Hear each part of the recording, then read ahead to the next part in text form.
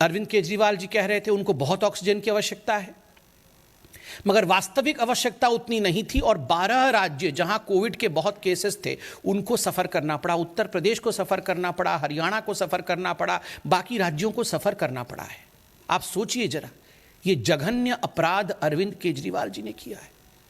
मैं कोई गाली गलौज की राजनीति में विश्वास नहीं रखता हूं, मैं आक्षेप की राजनीति में भी विश्वास नहीं रखता हूं, मगर ये सवाल तो हम पूछेंगे ना कि 12 राज्यों के ऑक्सीजन को काट करके आपने यहां केवल अपनी राजनीति के लिए, क्योंकि आप नाकाम हो रहे थे, आप फेल हो रहे थे, आपको कहीं ना कहीं ये ब्लेम शिफ्ट करना था, आपने फॉल्स अलार्म, झूठा अलार्म बजाया, पूरे देश में पैनिक फैलाया कि देखो दिल्ली को किस प्रकार से सौतेला व्यवहार दिल्ली के साथ किया जा रहा है, दिल्ली के साथ स्टेप मदरली ट्रीटमेंट किया जा रहा है। और आपने हरियाणा, उत्तर प्रदेश की सरकारों को गाली दी कि हमें हमारे ऑक्सीजन को रोक ले रहे हैं। आपको याद होगा अरविंद केजरीवाल जी रोज टीवी पे आकर गाली देते थे उस समय कि हमारे ऑक्सीजन को ये रोक रहे हैं, मगर आज मालूम पड़ रहा है कि इन्होंने झूठ बोल के ऑक्सीजन लिया और 12 राज्य उससे प्रभावित हुए। एक शब्द का प्रयोग किया है इस कमिटी ने, जिसके रिपोर्ट को मैंने दिखाया है, इस कमिटी ने, वो शब्द है ग्रॉस डिस्क्रिपेंसी।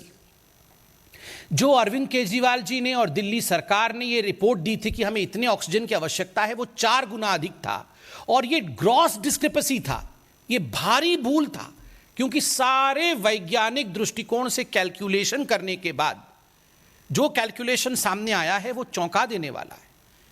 एक दिन का उदाहरण दिया है, ये पेज नंबर 14 में आप देख सकते हैं कितने साइंटिफिक तरीके से एक टेबुलेशन दिया गया है। उस टेबल में कहा गया है कि अरविंद केजरीवाल जी ने डिमांड किया था 1140 मेट्रिक टन का, उनका कैलकुलेशन का तरीका था, उन्होंने अपने तरीके से कैलकुलेट किया और कहा कि हमें 1140 मेट्रिक टन ऑक्सीजन चाहिए। मगर जब बाद में सभी दिल्ली के अस्पतालों से डाटा इकट्ठा किया गया कि दिल्ली के अस्पतालों ने वास्तविक रूप में अपने चरम पर कितना ऑक्सीजन इस्तेमाल किया उस दिन का, तो मालूम पड़ा वो मात्र 209 मेट्रिक टन था। कहां अरविंद केजरीवाल जी कह रहे थे हमें आवश्यकता है 1140 और कहां वो 209 निकला।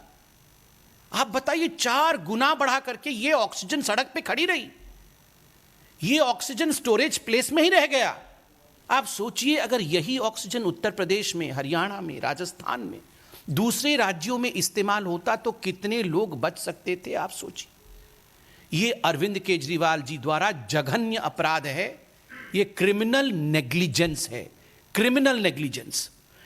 बंधुगण, इस रिपोर्ट में एक पैसो की रिपोर्ट भी आई है। पैसो की रिपोर्ट को लेकर हमने पहले भी प्रेस कॉन्फ्रेंस किया था। ये petroleum and oxygen safety organisation है और मैं कोट करता हूं इस रिपोर्ट ने क्या कहा। National Capital Territory NCT of Delhi had surplus oxygen supply which is affecting the LMO supply of other states।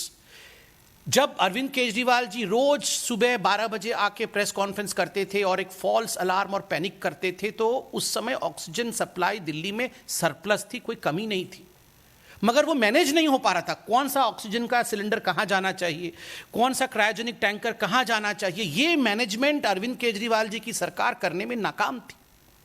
और तो और आपने देखा होगा वो सुबह से शाम एडवर्टाइजमेंट में व्यस्त थे। जब पानी सर के ऊपर जाने लगा और अरविंद केजरीवाल जी को मालूम पड़ा कि उनसे गलती हो रही है, तब जाके उन्होंने कहा नहीं, अब हमने क्रायोजेनिक टैंकर के लिए एडवर्टाइजमेंट किया है, हम मलेशिया से मंगाएंगे। बाकी तमाम राज्यों ने एडवर्टाइज करके मंगा लिया था पहले ही, अरविंद केजरीवाल जी बाद में जाके और कहते अब हम मंगा रहे हैं। पूरे दिन एडवर्टाइजमेंट में व्यस्त थे। बंधुगण, आपको मैंने पहले भी प्रेस कॉन्फ्रेंस में बताया था कि सुप्रीम कोर्ट में एक आंकड़ा रखा गया था कि किस प्रकार दिल्ली और मुंबई के बीच में उतने ही केसेस एक दिन का, मई 3 तारीख को मुंबई के अंदर कोरोना पॉजिटिव केस 92,000 थे और दिल्ली में 95,000 थे, दोनों के लगभग बराबर है। मगर मुंबई को जो ऑक्सीजन रिक्वायरमेंट थी वो थी 275 मेट्रिक टन और दिल्ली ने जो ऑक्सीजन रिक्वायरमेंट अरविंद केजरीवाल जी के माध्यम से कहा वो 900 मेट्रिक टन का था। मुंबई 200 में मैनेज कर सकती है उतने ही मरीजों का, और दिल्ली में 900 मेट्रिक टन क्यों? केवल इसलिए ताकि आक्षेप लगाया जा सके।